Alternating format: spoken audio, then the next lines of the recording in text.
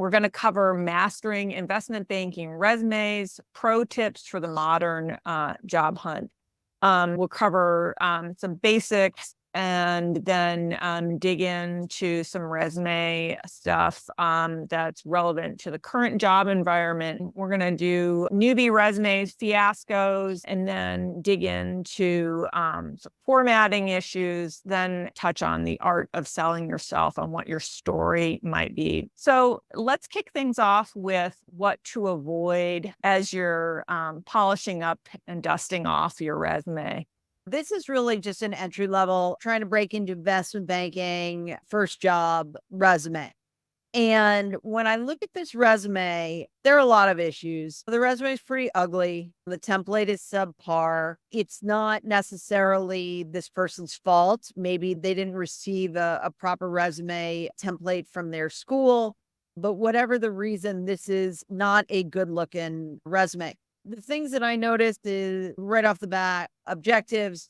Don't put an objective at the top. They know your objective is to find a job. You really don't need to state that. The second thing I would say are skills profile. Some of these skills worked well under pressure, strong leadership, team player.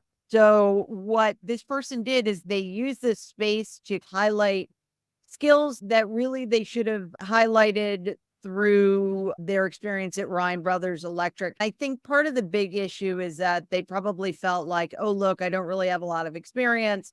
There are ways to showcase your expertise as a team player. You don't really need to say a team player, especially if you were on a football team. I don't know where education is. It's neither the top nor the bottom. It's in the middle. The education should really not be in the middle. If you just graduated, education should be on the top. If it's 2+ years, it should be on the bottom. Related experience is a complete waste of space. It should really be folded in with general experience. And then I would say on leadership, I like the Eagle Scouts, but truthfully, this could all be under extracurriculars. I don't think I can get past the lines. There's so many lines. Take a look at some of the business school templates and just choose one. So here we come to this second example, which is better, but still not great. There's a lot going on here. I do like that the person has a strong GPA and the education is good. It's up top. The work experience is not necessarily applicable to the job we are trying to apply to. This is kind of like a hodgepodge of a mess of let's put on everything we've ever done in our entire life on a resume. And including, see, this is where Kim and I differ. This person put on high school experience back in Highland Park. And I am just thinking that's a hard no for me. I don't really care what you did in high school. Kim kind of liked it, right? I like it because it shows some initiative she started. It looks like she started a business. CEO might be overblown, but she got something going on for herself. What I don't like is that almost the equal weighting that's been given to extracurriculars. Like some of them are just not applicable at all. Right. Some of them Yeah. are seem good. The real estate and investment stuff. I don't know about alternative spring break and being a pledge class president, even if it was a business fraternity. I think you also have to take some time to understand the role that you're applying to. You don't need to put everything that you've ever done in your entire life on the resume. I think it's important to pick and choose things that are applicable. The other thing is I'm very concerned about margins. You're squinting, so I'm that squinting. means The font is really small. And we have stuff on here like we like to fish, Peabody, Mentor, like some of this stuff. I don't even know what Narcos is. That the television show? I like Narcos. I like the television show, but I'm thinking maybe I don't care if you're trying to apply for a job. But I do think she definitely has some interesting stuff, but I think it gets lost in the mess and the muck of regurgitating onto a page. So we got to pull out the most important things. We'll touch on it later, but it does bring up the idea that this is just kind of everything that this person has ever been involved in without tightening it up in a way that makes it relevant to a recruiter. Next up, we're going to show you what an HR professional thinks when they're devoting less than 10 seconds to a resume scan. I think it's really important. Here's a big one. They misspelled education. So it's education. When I look at a resume and I'm evaluating it, there are a number of things I look for right away that I just want to cross off the list. When I initially look at this resume, the first thing that I'm looking at is I'm trying to figure out why the education is at the top. When you're farther along in your career, the most important selling points should be further up at the top. While the degrees are nice, they go at the bottom now. I don't need to know you were on the dance team. It's not relevant to what you're doing today, I'm pretty sure. I also don't need to know your GMAT. These dots are subjective. Who's grading you? What's the scale here? What is this supposed to tell me? I know a little bit about this and a lot about that. I would much rather have proficient and expert and have the names of these. So I just found out that underneath this lovely piece of tape is actually a photo of the person. Unless you are a TV personality, you require a headshot as part of your role, there is absolutely no reason why you should have a picture of your face. They don't care that you like Dave Matthews Band. So a quick glance at this. Looks like a solid resume, actually. This early on in a career, I expect to only see bullets and to only see a few for each role. So I don't have a problem with that. The one thing that does bother me is there's no punctuation. I just want periods after them, just to make it look like Zen. We know that recruiters look for 6 pieces of specific information in those 6 seconds, and this makes it challenging for me to find all that information. Having one color here is, I think, okay. I would just make sure that it's easy to read. I think the orange actually is a little challenging on a white background, so maybe that's not the color to go with. Here's a big one. They misspelled education. So it's education. So that's a problem. Okay, the first thing I think of when I see this is that it's an eye chart. It's a test because it's really challenging to read because the font's so small. Someone's going to look at this and go cross-eyed. I mean, I've seen a lot of bad resumes this year, and I will run through the 9 types of bad resumes I've seen, and I'll run it through pretty quickly. The one thing I do want to say is, based on that video, Kim and I went back and forth. And maybe we'll talk about it when we're talking about the 9 types of resumes, but there are some things that she alluded to that Kim and I don't necessarily agree with. Her aversion to having, or her desire to have, periods at the end of bullets. I don't like periods at the end of bullets. That's just a personal preference. I think bullets are fragments. I don't think there should be periods. The other thing that she alluded to that I was not thrilled with was the pop of color, but I'll talk about that. There should be no pops of color on a financial investment banking resume. It's black and white. You should embrace that. So let's talk about the 9 types of resumes. Lazy bad spellers, we have spell check for a reason. Use it. Amateur graphic designers, you are not applying for a job as a graphic designer. Therefore, your resume does not have to really have any form of edge or graphic interest whatsoever. Very standard template. Just boring. Get it from NYU, get it from Wharton, get it from Duke. They have standard templates. Use one. They're standard for a reason. What's the next one? Oh, yes. Graphics in colorful fonts. She said pop of orange. I'm thinking, no, you live in black and white. That's where you live. That's where investment banks live. That's where they are comfortable. Your paper should be white. Your ink should be black or a very, very dark gray. Non-achievers. So if you are applying for a job that you read the qualifications needed for the job and you don't have any, then you should not be applying to that job. Not everybody has every qualification, but you should have most of. Font abusers. So this is slightly different than colorful fonts. Font abusers are people that use many different fonts on a resume. So, when I see Times New Roman and Arial mixed, it makes me very uncomfortable. I don't like it. I think you got to pick a lane. Right. One thing I will say is that as you're switching back between online platforms and software, sometimes they'll switch fonts around because of Careful, whatever the program is. So you just got to be careful and very do careful. the whole select all and make sure everything's in the same font. Awkward word choice. We have a whole section on awkward word choice. I did see the word lubricate on a resume. I understand that some people use jargon. There's appropriate jargon, inappropriate jargon. Reading the word lubricate on a resume made me uncomfortable.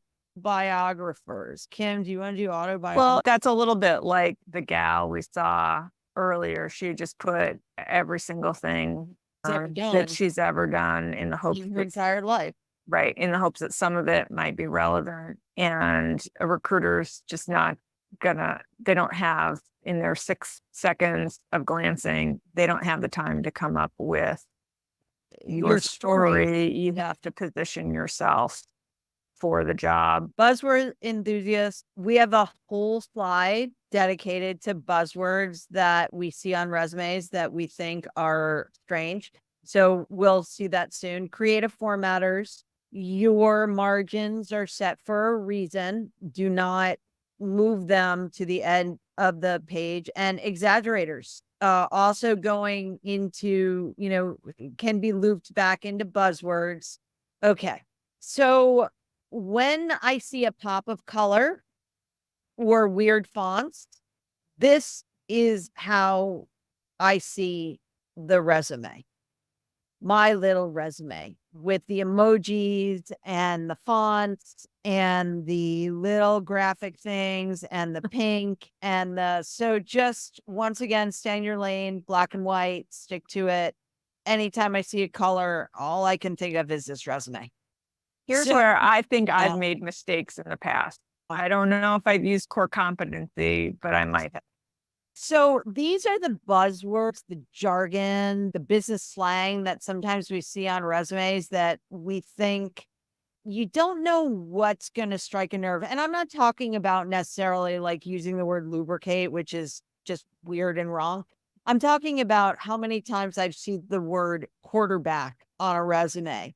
I'm going to quarterback this deal. I'm going to do, or, there's some like wheelhouse or top ranked or top quartile. And it goes to being exaggerating on the resume, kind of grandiose. I think that if you can leave out some of these buzzwords and use more deliberate, I think you are better able to tell your story. So now we get to the point where these are the not so obvious resume fails. So that was sort of like the basics of the word choice and the structure and being a little bit selective about what you're presenting on the resume. And here's where maybe a little bit of nuance and some things that are particular to banking and asset management come into play.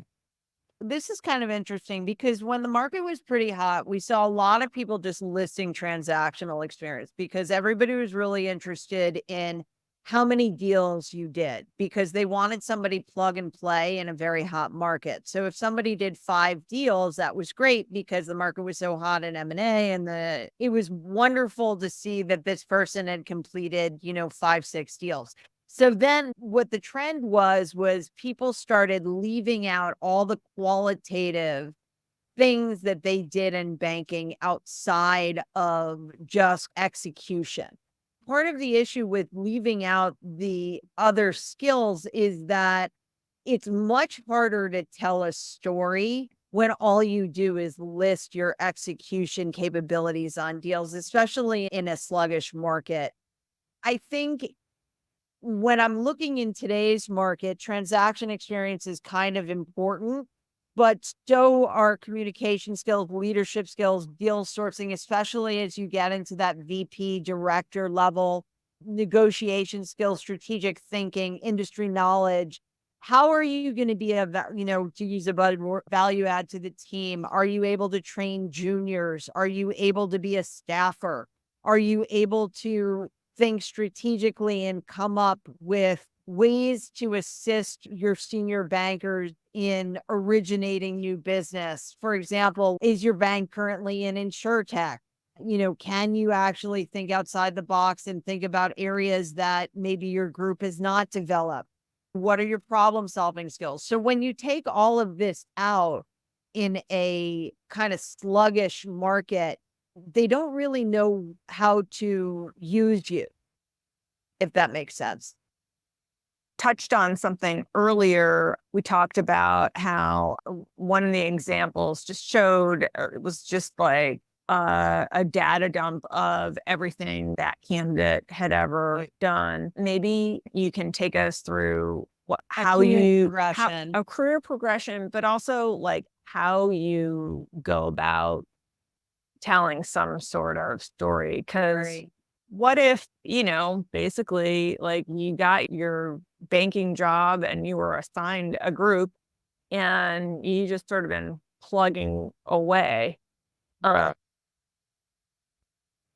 think if I look at career progression, there's two types. One is that person who came as an analyst and has worked all the way up for multiple years, like 10 or 15 years, and they've moved from analyst all the way up to director MD. And they don't really know how to show career progression because they've always been in the same group, in the same job. And so that becomes really challenging for them. And one of the things that I like to do is talk a little bit about really have to delineate your job titles, especially when you have been promoted within an organization. So what I see a lot of times are people who have been promoted, and what they do is they'll put on their top role. So if they're a vice president, they fail to really address the fact that they were promoted from associate, or if they were associate, they failed to discuss that they were promoted from analyst. And I think it's really important to show the career progression because it helps create your story. And in doing that, it shows where you're going and how useful you're going to be to the team going forward. It also shows that your old team values you. And so this person has done a really nice job in showing that they've moved internally from, debt origination to lev fin, but also the types of things that they did within the group to show that they've progressed and grown as a banker. And that's been really valuable. So, one of the things that somebody just brought up is the length of the resume. Originally, there was this hard and fast rule. You have to have this 1-page resume. But then what happened is all these people started putting, it used to be you had a 1-page resume and a deal sheet. Then what happened is people didn't really like having 2 different documents. So they started putting select transactions on their resume. Then they dropped the bullets talking about the actual qualitative experience and diverse skill set that they gain in each job. And then they just started having a resume with bullets of transaction. So now what I like to see is bullets talking about differentiated skills. And then I like to see 3 or 4 select transactions position that can spill onto 2 pages, especially if you're a senior associate or you're a VP. I don't like to see analysts having more than 1 page. That's kind of silly.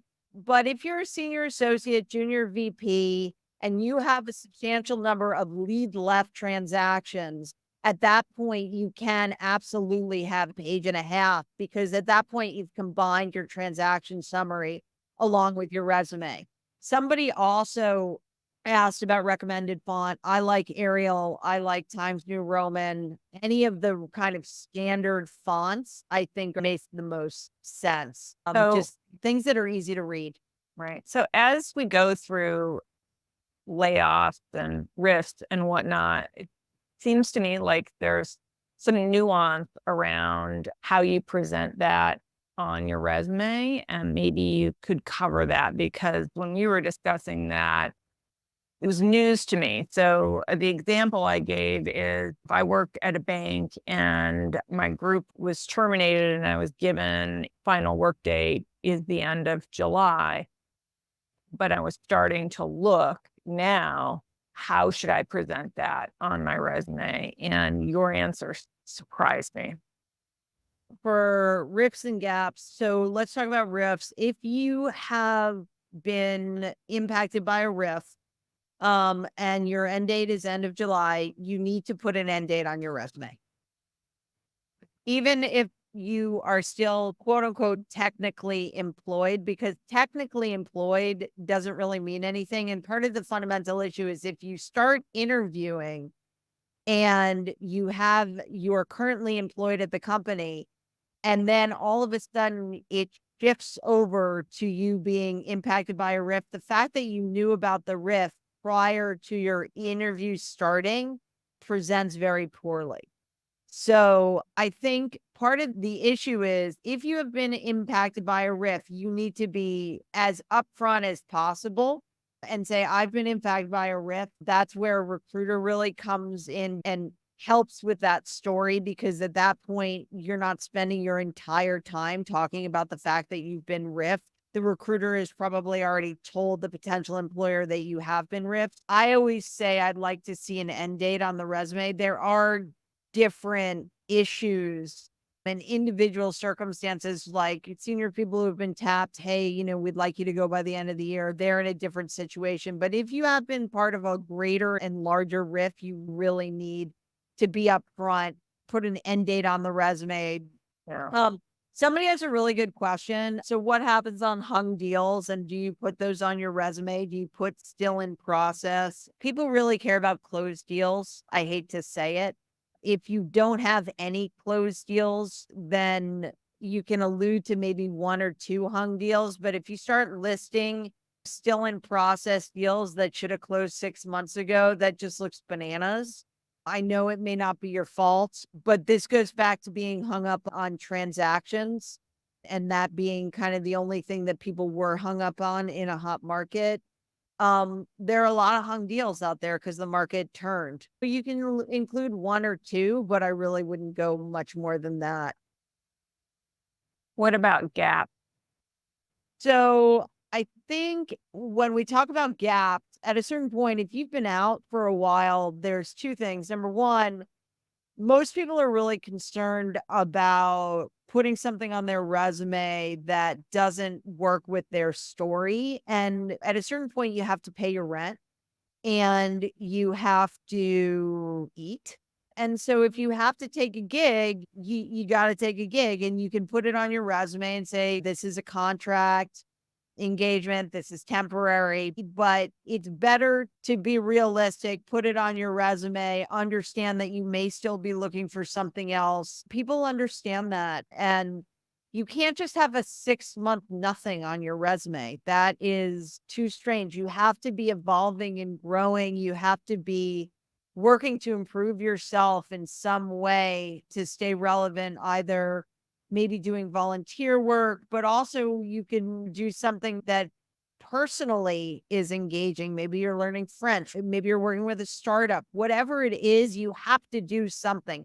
At a certain point, your resume is going to look stale if you have nothing on it for over 6 months.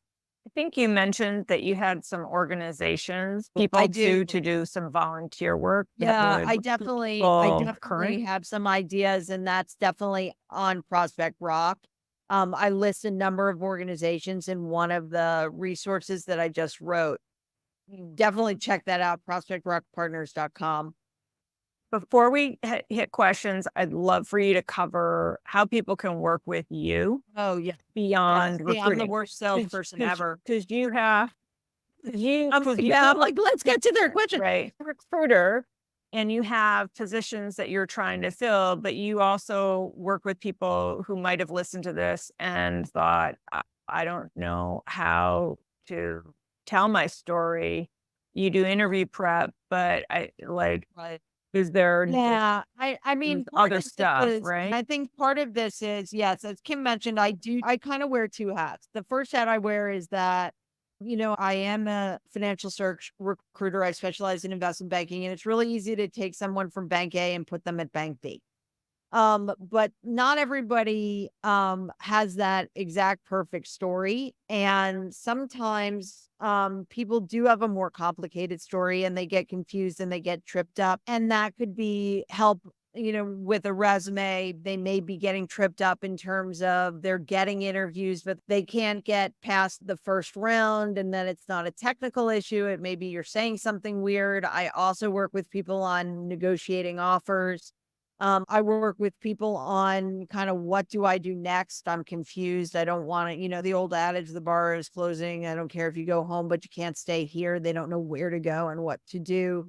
So I genuinely enjoy working with people. I was a career switcher myself, so I totally understand the importance of a story. And if I could sell myself into investment banking, basically anybody can. If you are interested and you think you need more help, please reach out. We do offer affordable help on prospectrockpartners.com. It's career services, or you can reach out to me at meredith@prospectrockpartners.com.